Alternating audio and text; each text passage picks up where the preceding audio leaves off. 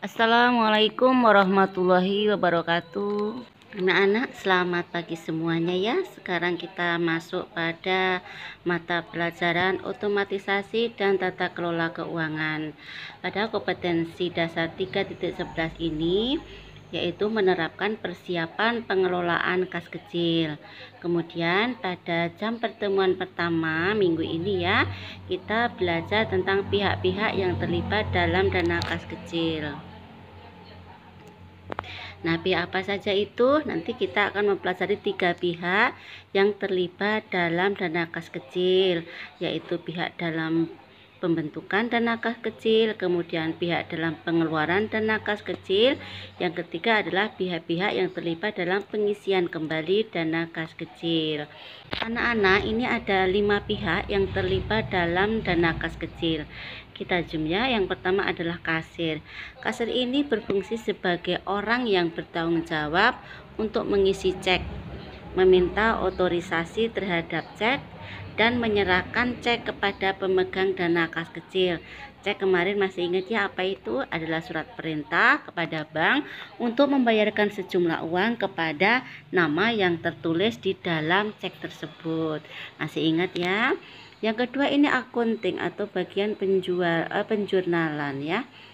Bagian ini bertanggung jawab untuk melakukan pencatatan pengeluaran kas kecil, transaksi pembentukan dan pengisian kembali dan pengeluaran dana kas kecil ke dalam jurnal. Oke, yang ketiga adalah pemegang dana kas kecil. Nah, siapa ini pemegang dana kecil? Yaitu bagian yang bertanggung jawab terhadap penyimpanan dana kas kecil, pengeluaran dana kas kecil sesuai otorisasi ya. Oke. Kalau di sini adalah seorang sekretaris dari unit bagian tersebut, adalah orang yang bertugas memegang dana kas kecil. Kemudian yang keempat adalah pemakai dana kas kecil, yaitu seseorang yang bertanggung jawab terhadap pemakaian dana kas kecil dan akan dilaporkan kepada pemegang dana kas kecil. Siapa orang yang memakai dana kas kecil ini? Ya, bisa karyawan atau pegawai dalam kantor tersebut. Kemudian dia melaporkannya kepada pemegang dana kas kecil atau sekretaris. Paham ya? Yang kelima adalah pemeriksa intern, yaitu seseorang yang bertanggung jawab terhadap penghitungan dana kas kecil dan catatan kas. Oke. Jadi nanti seorang sekretaris dalam suatu unit perusahaan itu membuat laporan. Laporan tersebut kemudian diaudit atau diperiksa. Siapa yang memeriksa? Itu adalah bagian pemeriksa intern perusahaan tersebut. Anak-anak, sekarang kita uraikan ya.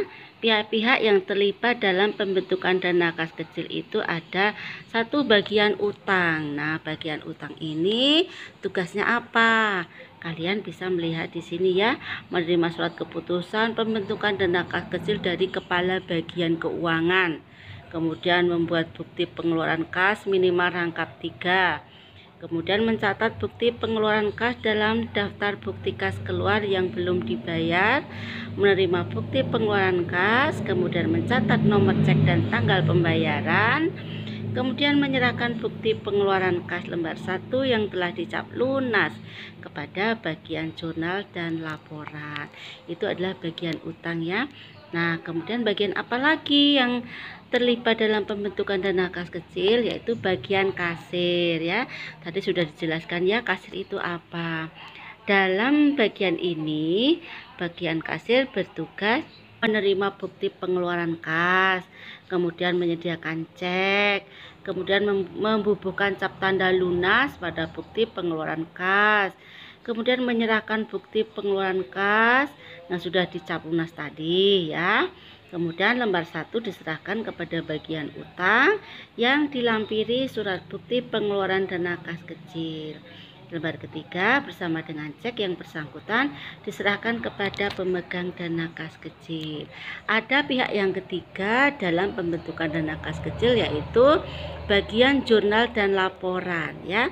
Ini ada 3 tugasnya itu, yaitu menerima bukti pengeluaran, mencatat bukti pengeluaran ke dalam buku jurnal, mengarsipkan bukti pengeluaran kas bersama surat keputusan dan sebagainya. Kemudian masih ada lagi satu pihak yang terlibat dalam pembentukan dana kas kecil, yaitu pemegang dana kas kecil. Ada 3 kegiatan. Yang pertama menerima cek dan bukti pengeluaran kas ya, lembar 3 dari bagian kasir. Siapa yang memegang dana kas kecil tadi? Sekretaris ya, jangan lupa ya. Kemudian mengeluarkan cek ke bank dan menyimpan dana kas kecil. Nah, di cek itu tertuang nama orang yang diberi wewenang untuk mencairkan uang tersebut. Yang ketiga, mengarsipkan bukti pengeluaran kas berdasarkan urutan tanggal. Jadi kita menggunakan sistem kronologis ya kalau dalam kearsipan. Yang B itu sekarang pihak-pihak yang terlibat dalam pengeluaran dana kas kecil ya. Tadi yang terlibat dalam pembentukan dana kas kecil, sekarang kita belajar tentang pihak-pihak yang terlibat dalam pengeluaran dana kas kecil. Apa itu? 1. Pemakai dana kas kecil ya. Ini tugasnya. 1. Mengisi formulir surat permintaan pengeluaran kas, kemudian menerima uang tunai, kemudian mengumpulkan bukti-bukti penggunaan dana, mengisi formulir pengeluaran kas kecil, kemudian menyerahkan bukti tersebut, dan terakhir menerima surat permintaan pengeluaran dana kas kecil. Oke. Kemudian yang kedua adalah pemegang dana kas kecil ya. Yang pertama ini ada menerima surat permintaan pengeluaran dana kas kecil, kemudian menyerahkan uang tunai dan surat permintaan pengeluaran dana kas kecil. Ketiga, menerima bukti pengeluaran kas kecil. Kemudian keempat, mengumpulkan stempel lunas pada bukti pengeluaran dana kas kecil. Kemudian 5, menyerahkan surat permintaan pengeluaran dana kas kecil dan seterusnya. Yang keenam, menyimpan bukti pengeluaran kas kecil. Oke. Sekarang jadi ada 2 pihak ya yang terlibat dalam pengeluaran dana kas kecil tersebut.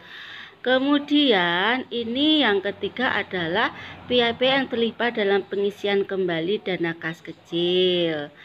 Yang pertama pemegang dana kas kecil ya. Ini sekretaris ya. Mengisi formulir permintaan pengisian kembali dana kas kecil sebanyak 2 lembar. Ditujukan kepada siapa ini? Kepada bendahara perusahaan. Jadi disetujui oleh pimpinan. Menyerahkan formulir permintaan kepada bendahara. Menerima cek dan bukti pengeluaran kas dari siapa ini?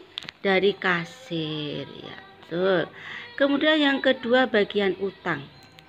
Ya, di dalam pengajuan dana kas kecil itu juga ada bagian utang yang terlibat. Ini ada tugas-tugasnya banyak sekali ya. Menerima formulir permintaan pengisian kembali dana kas kecil, kemudian membuat bukti pengeluaran kas, mencatat bukti pengeluaran kas, mendistribusikan bukti pengeluaran kas. Kemudian ini ada 3 lembar ya yang harus diolah oleh bagian utang. Kemudian menerima bukti pengeluaran kas, mencatat nomor cek dan tanggal pembayaran, menyerahkan bukti pengeluaran kas, dan seterusnya. Yang ketiga ini bagian kasir nih ya Pak. Apa saja tugasnya? Bagian kasir ini bertugas menerima bukti pengeluaran kas, kemudian menyediakan cek sebesar jumlah yang tertulis dalam bukti pengeluaran kas. 3, menyerahkan cek dan bukti pengeluaran kas, kemudian menyerahkan bukti pengeluaran kas. Oke. Yang keempat adalah bagian jurnal dan laporan kegiatan ya. Yang keempat adalah bagian jurnal dan laporan.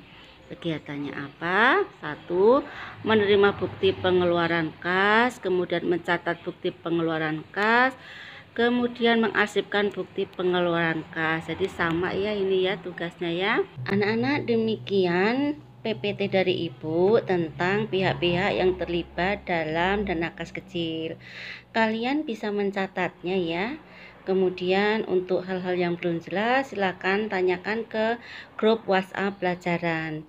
Ibu akhiri, Assalamualaikum warahmatullahi wabarakatuh. Selamat pagi.